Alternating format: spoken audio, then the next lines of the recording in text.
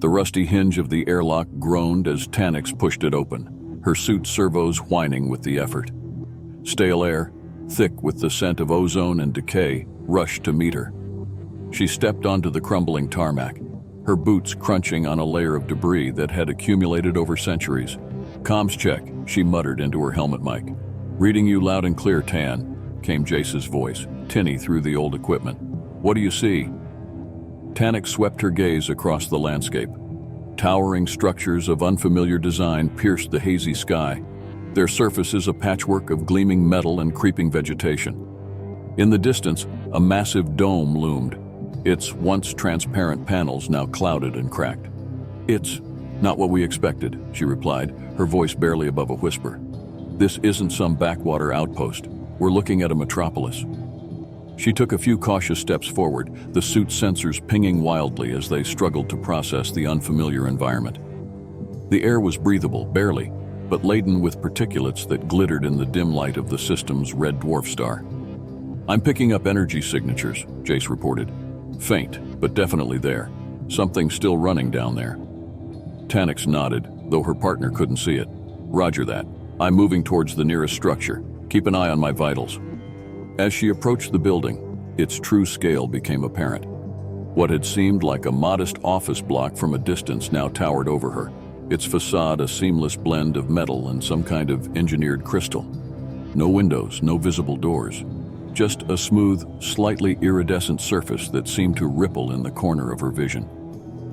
"This architecture," she murmured, "it's nothing like the colony ships. These people didn't just survive, Jace. They thrived." Her gloved hand reached out, hesitating for a moment, before making contact with the building's surface. A jolt of electricity arced through her suit, and suddenly the wall before her shimmered and parted like water. "Shit!" Tanix stumbled backward, her heart pounding. "Did you see that?" "Affirmative," Jace replied, his voice tense. "Your suit's reading a spike in unknown energy. You okay?" Before she could respond, a figure emerged from the rippling wall. Humanoid, but clearly not human. Its body was a sleek fusion of organic and mechanical parts with skin that seemed to shift and flow like liquid metal. Where a face should have been, there was only a smooth, reflective surface. Tanix froze, her hand instinctively moving to the weapon at her hip. The figure tilted its head, the featureless face catching the dim light. And then it spoke, in a voice that seemed to bypass her ears and resonate directly in her mind. "Welcome, Ancestor.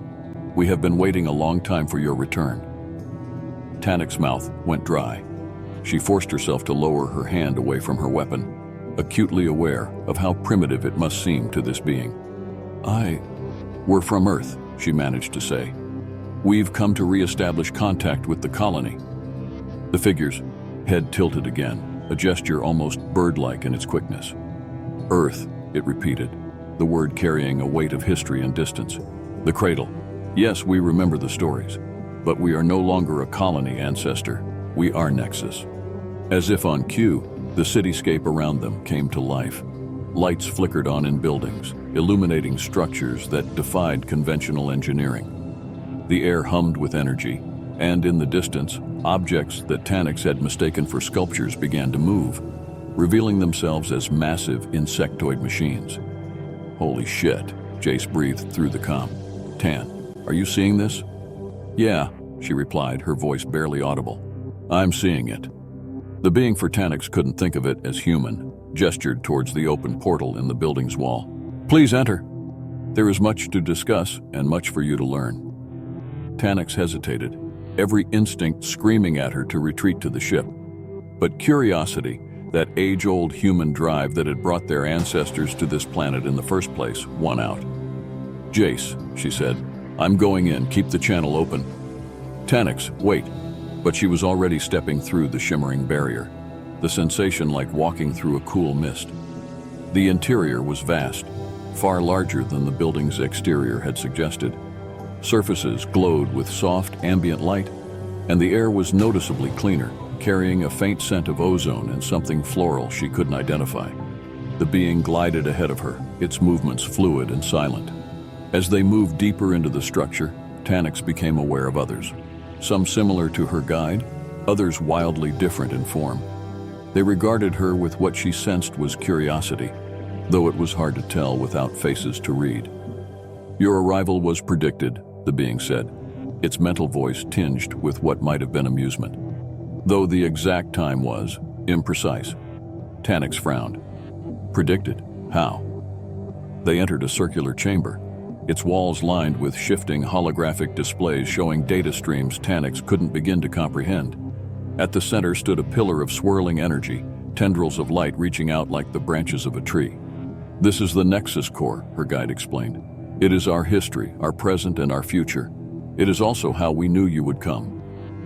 Tanix stared at the pillar, mesmerized by its pulsing light.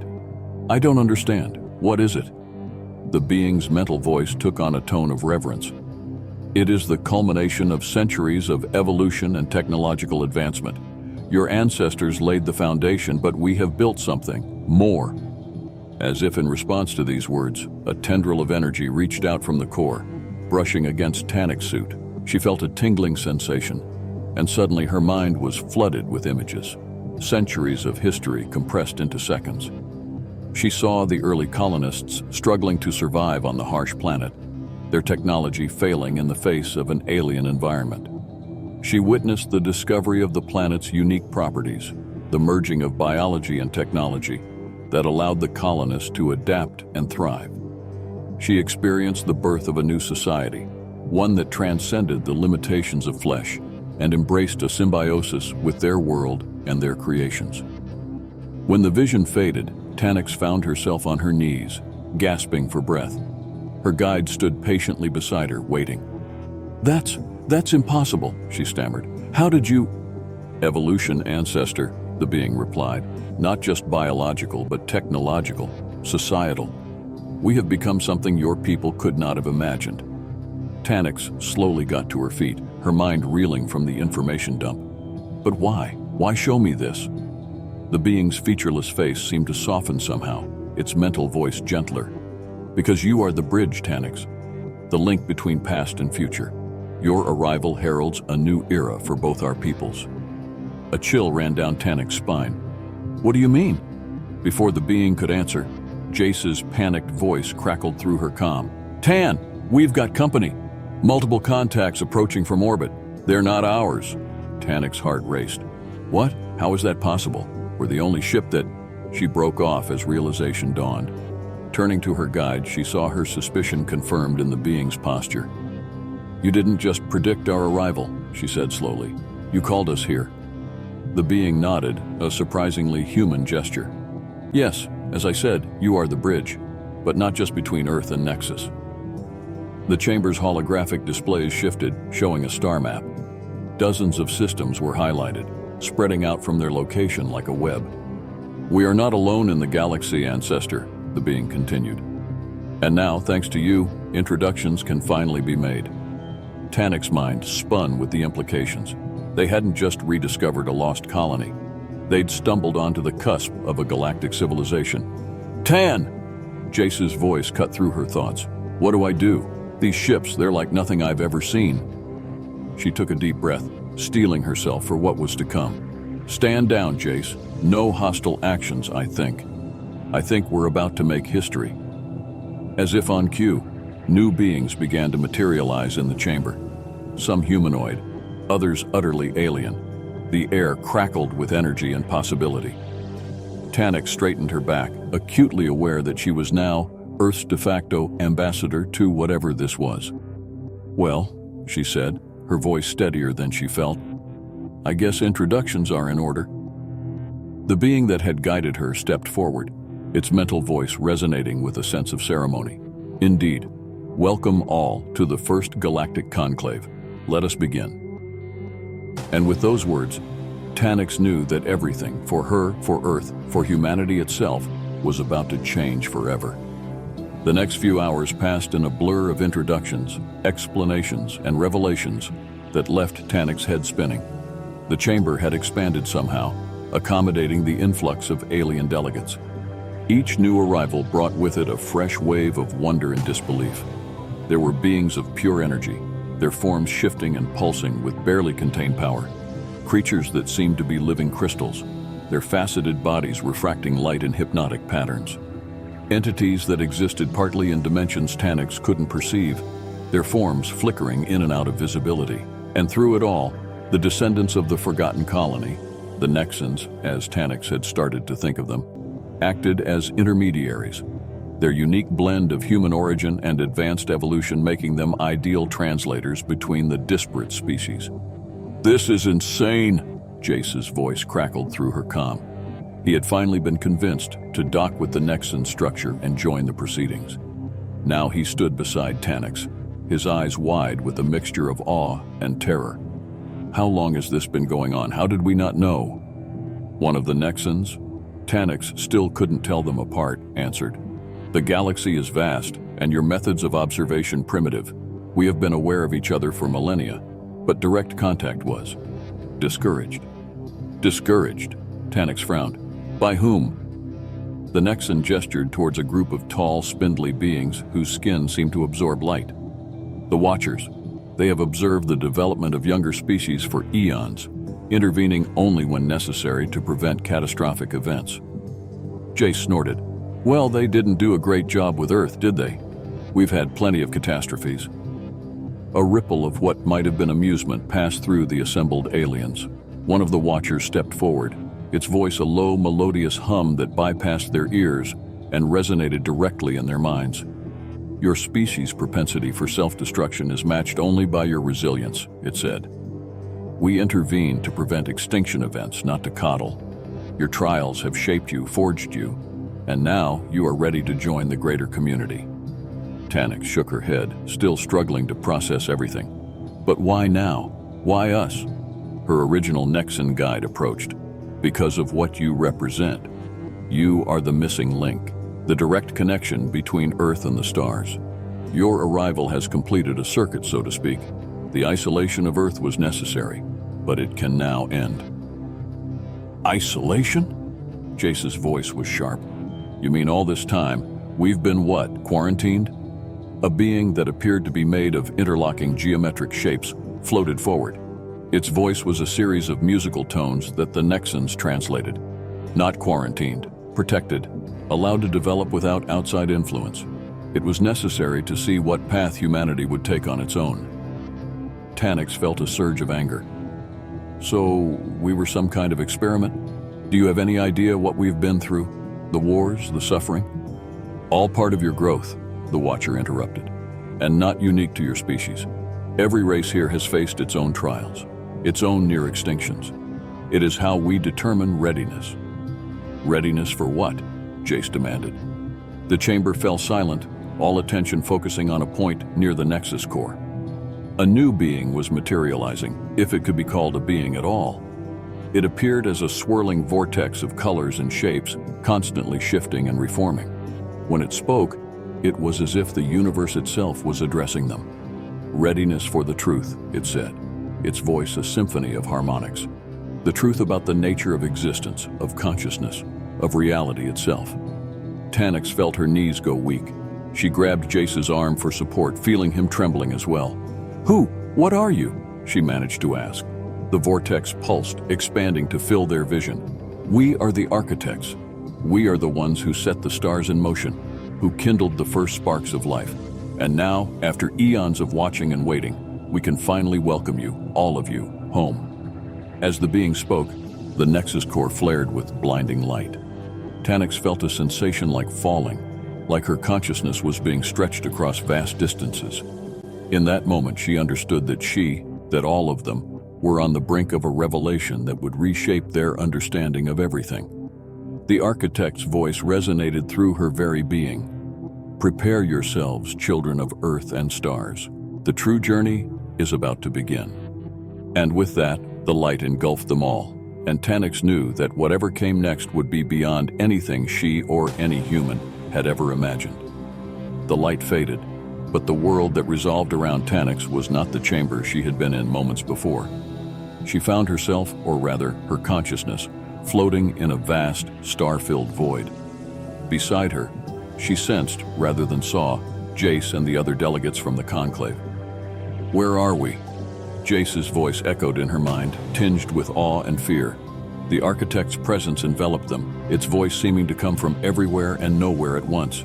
We are at the beginning, the moment of creation. Watch and understand. Before them, the void began to swirl and coalesce. Particles of light and energy danced and merged, forming intricate patterns that grew more complex with each passing moment. Tanix watched in stunned silence as galaxies birthed themselves from the cosmic foam, stars igniting like sparks in the darkness. "This is impossible," she breathed, though she knew the word had lost all meaning in the face of what she was witnessing. "Not impossible," the architect corrected, "merely beyond your previous understanding. What you are seeing is not just the birth of your universe, but the birth of all universes, the multiverse in its infancy." As they watched, the newly formed galaxies began to pulse with a strange, rhythmic energy.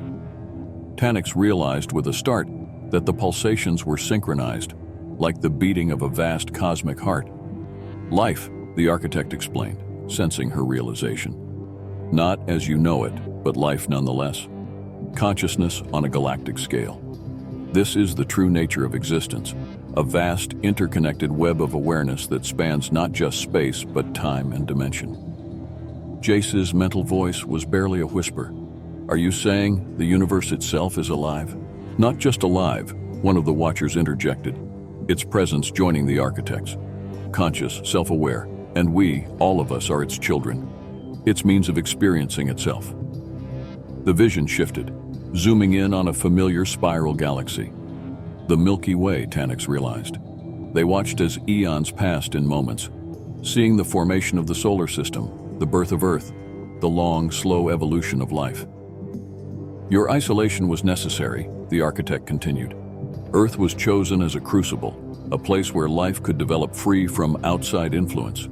We needed to see what would emerge when consciousness was left to find its own path." Tanix felt a surge of indignation.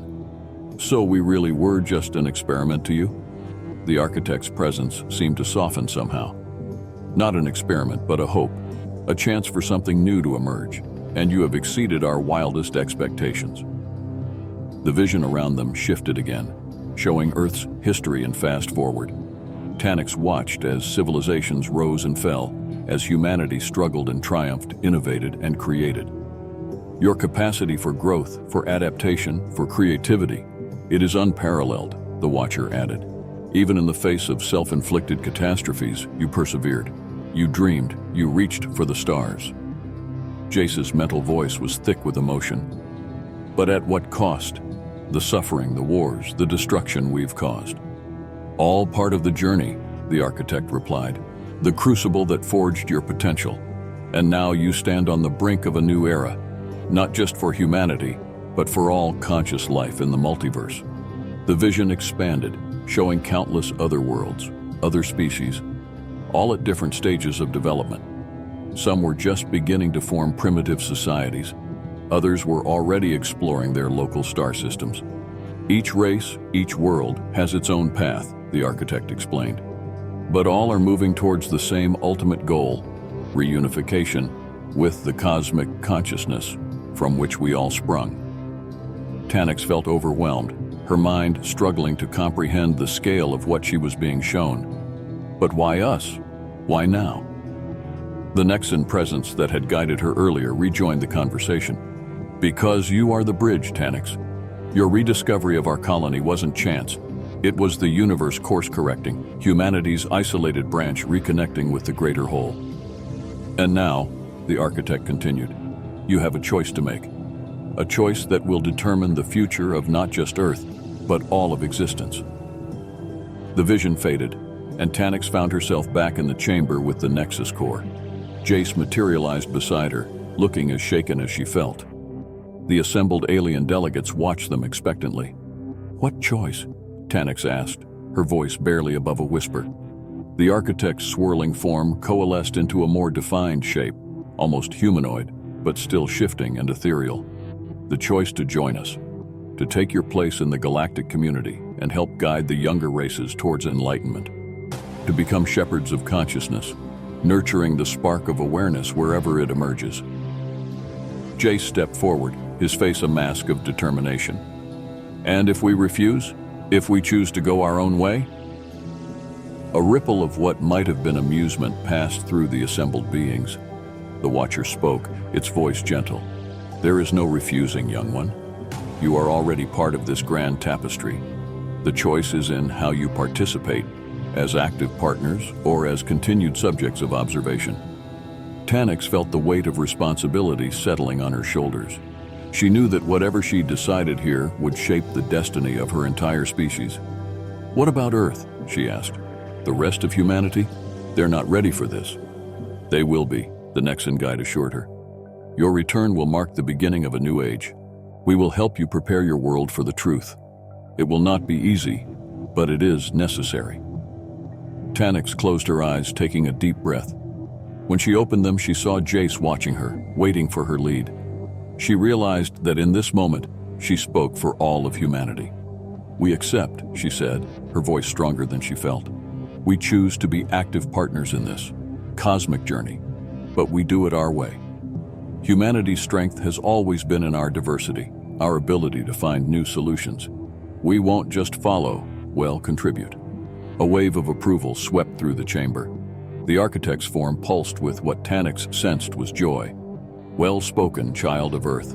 Your path will not be easy, but it will be glorious. Welcome to the family of the cosmos. As if on cue, the Nexus core flared with brilliant light.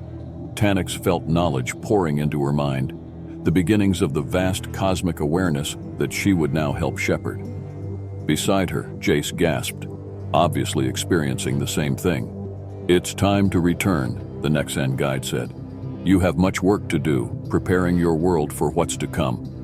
Tanyx nodded, still reeling from the influx of information. How? How do we even begin? The architect's voice resonated one last time, with hope, with courage, and with the knowledge that you are not alone. Go now, children of Earth. Your true journey is just beginning. As Tanyx and Jace made their way back to their ship, the weight of their new responsibility settled over them. The sky above the forgotten colony world was alive with the ships of a dozen alien races no longer hidden. You know, Jace said as they prepared for takeoff, when we left Earth, I thought we were just going to find some old ruins and forgotten tech. Instead, we're bringing back the keys to the universe. Tanyx smiled, a mix of excitement and trepidation coursing through her. It's going to change everything, Jace.